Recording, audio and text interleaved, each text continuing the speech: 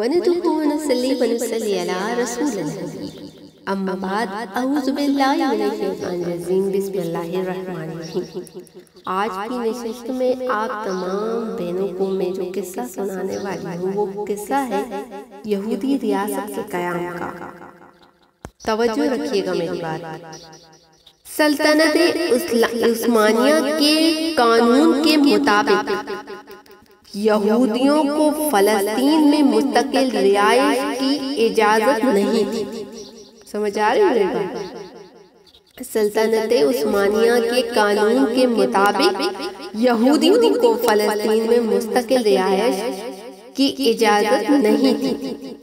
حضرت عمر فاروق رضی اللہ عنہ نے ہیکل سلیمانی کے کھنڈرات پر مسجد تعمیر کروائی اور بعد ازاں اموی خلیفہ عبد الملک بن مروان نے دوبارہ اس جگہ پر ایک شاندار مسجد کی تعمیر کا آغاز کیا۔ پچھلی نشست میں ہم قوم بنی اسرائیل اور ان کی روایتی اسلام دشمنی کا تفصیلاً ذکر کر چکے ہیں۔ اب حالیہ اسرائیل فلسطین جنگ کے تناظر میں یہ قصہ یہودی ریاست کے قیام کا کے عنوان سے مختلف ادوار میں بنی اسرائیل کی ریاست کی تشکیل کے حوالے سے ایک مختصر تاریخی واقعہ موجود ہے۔ چونکہ متعلقہ موضوع پر یہ ایک سرسری جائزہ ہے، لہذا اس میں بنی اسرائیل سے متعلق اہم تاریخی واقعات اختصار کے ساتھ شامل کیے گئے ہیں۔ دیکھیں نا، بنی اسرائیل پر اللہ سبحانہ و تعالیٰ نے بہت احسانات کیے۔ حقیقت تو یہ ہے کہ اللہ سبحانہ و تعالیٰ نے بنی اسرائیل پر جس قدر احسانات کی شاید ہی کسی اور قوم کو اتنے انعامات و کرامات کا اتنا وافر حصہ عنایت فرمایا ہو۔ قرآن کریم میں اللہ سبحانہ و تعالیٰ نے سورہ بقرہ آیات نمبر 40 میں ارشاد فرمایا ہے، اے بنی اسرائیل میری اس نعمت کو یاد کرو جو میں نے تم پر انعام کی اور میرے عہد کو پورا کرو۔ ایک اور جگہ اللہ سبحانہ و تعالیٰ نے قرآن مجید میں ارشاد فرمایا ہے، سورہ بقرہ آیات نمبر 47 میں موجود ترجمہ، اے بنی اسرائیل میری نعمت کو یاد کرو جو میں نے تم پر بطور انعام کی اور میں نے تمہیں تمام جہانوں پر فضیلت دی۔ اس آیت مبارکہ میں ایک انعام یہ بھی یاد دلوایا جا رہا ہے کہ ہم نے تمہیں تمام جہانوں پر فضیلت دی تھی، یعنی امت محمدیہ صلی اللہ علیہ وسلم سے پہلے افضل عالمین ہونے کی یہ فضیلت بنی اسرائیل کو حاصل تھی، جو انہوں نے معصیت الہی کا ارتکاب کر کے گوا دی۔ چنانچہ امت محمدیہ صلی اللہ علیہ وسلم کو خیر عامہ کے لقب سے نوازا گیا۔ اس میں اس عمل پر تنبیہ ہے کہ انعامات الہی کس خاص نسل کے ساتھ وابستہ نہیں، بلکہ یہ انعام اور عمل کی بنیاد پر ملتے ہیں اور انعام و عمل کی محرومی پر صرف بھی کر لیے جاتے ہیں۔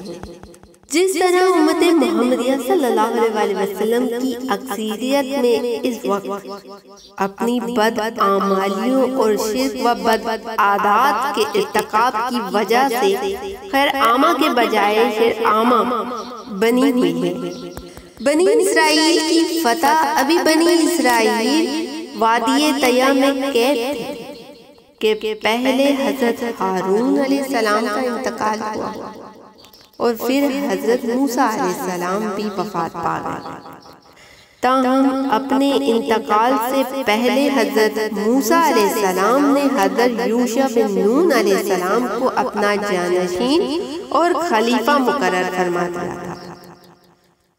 صحرائے طیہ میں قید کے 40 سال پورے ہوئے تو اللہ سبحانہ و تعالیٰ نے حضرت یوشع علیہ السلام کو حکم دیا کہ بنی اسرائیل کو ساتھ لے کر ارض مقدس کی جانب جاؤ اور جہاد کر کے قوم املاک سے اپنے آبا و اجداد کی سرزمین کو آزاد کرواؤ۔ ان 40 برسوں میں بنی اسرائیل کے بوڑھے مر کھپ گئے تھے، جبکہ نئی نوجوان نسل کو اپنے بڑوں کے جہاد سے انکار کی غلطی اور اس کی وجہ میں قید کا احساس تھا۔ پھر بیت المقدس تو ان کا اپنا وطن تھا۔ حضرت یوشع علیہ السلام کے ساتھ 6 لاکھ سے زیادہ نوجوانوں کی فوج تھی، اور وہ سب سے پہلے ارض کنعان کے پہلے شہر ارزا کی جانب بڑھے۔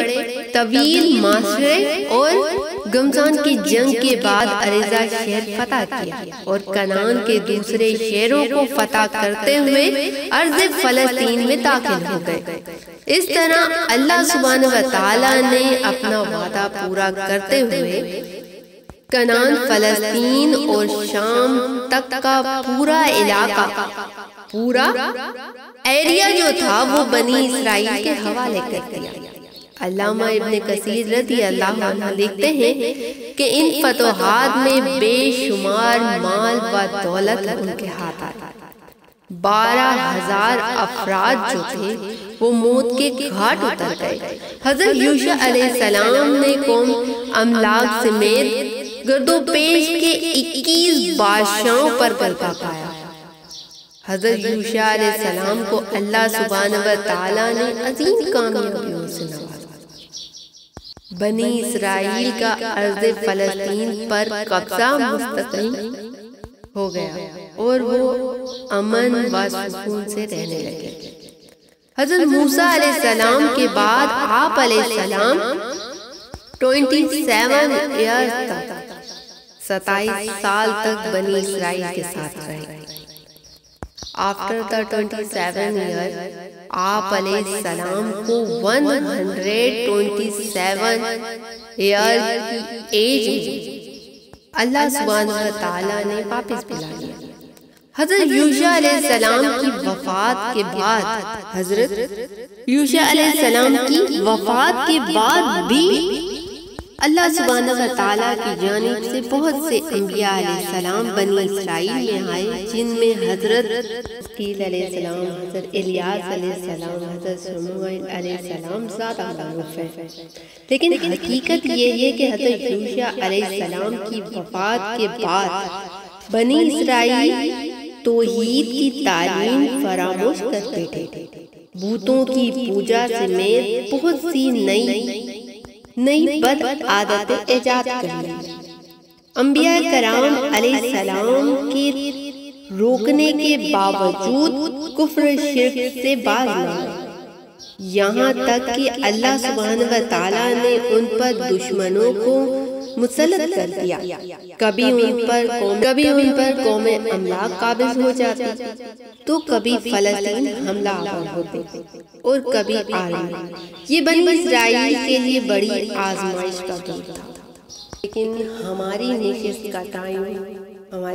کا وقت کمپلیٹ ہو چکا ہے، کیونکہ نماز کا ٹائم ہے، اذان ظہر ہو رہی ہے۔ ابھی تذکرہ ختم نہیں ہوا، ابھی جاری ہے، لیکن ٹائم شارٹ ہوتا ہے ہمارے پاس، تو ایک ہی نشست میں سارا کمپلیٹ کرنا پاسبل نہیں ہوتا۔ دیٹ ریزن یہ سارا قصہ، یہ ساری ہسٹری بتانے کا مقصد آپ کی نالج میں، آپ تمام بہنوں کی نالج میں اضافہ ہو۔ انشاءاللہ تعالیٰ زندگی نے وفا کی تو اگلی نشست میں ہم یہودیوں کی بربادی کی مختصر داستان سنیں گے۔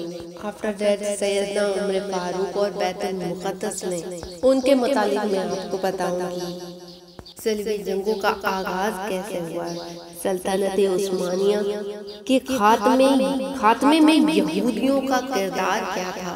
تو تذکرہ بہت طویل، انشاءاللہ تعالیٰ زندگی نے وفا تو اگلی نشست میں یہ ضرور کمپلیٹ کرنے کی کوشش کریں گے۔ جب تک کے لیے اپنی مہربان سائمہ انور کو اجازت دیجیے، دعاؤں میں یاد رکھیے گا۔ اللہ سبحانہ و تعالیٰ سے دعا ہے کہ گفتگو میں، تلفظ میں، ادائیگی میں اگر کوئی غلطی ہو گئی ہو تو فرسٹ آف آل میں اللہ سبحانہ و تعالیٰ کی بارگاہ رحمت میں ہاتھ جوڑ کر معافی مانگتی ہوں اور اللہ سبحانہ و تعالیٰ سے دعا کرتی ہوں آپ تمام بہنوں پر جو یہاں اتنے دور سے اسٹرگل کر کے آتی ہیں، سنتی ہیں، سمجھتی ہیں، عمل کرتی ہیں، اللہ تعالیٰ سب پر اپنا فضل عطا فرمائے۔ اللہ سبحانہ و تعالیٰ ہمارے ظاہر کو، باطن کو، سیرت کو، صورت کو، ہماری دنیا و آخرت اچھی کرتے، اور اللہ سبحانہ و تعالیٰ فلسطین میں ہمارے تمام مسلمان بہن بھائیوں پر اپنا خاص فضل نصیب فرمائے، فضل عطا فرمائے، اور انہیں آفات، پریشانیوں، تکلیفوں سے نجات عطا فرمائے۔ وآخر دعوانا وَلِلْحَمْدُ لِلَّهِ رَبِّ الْعَالَمِينَ۔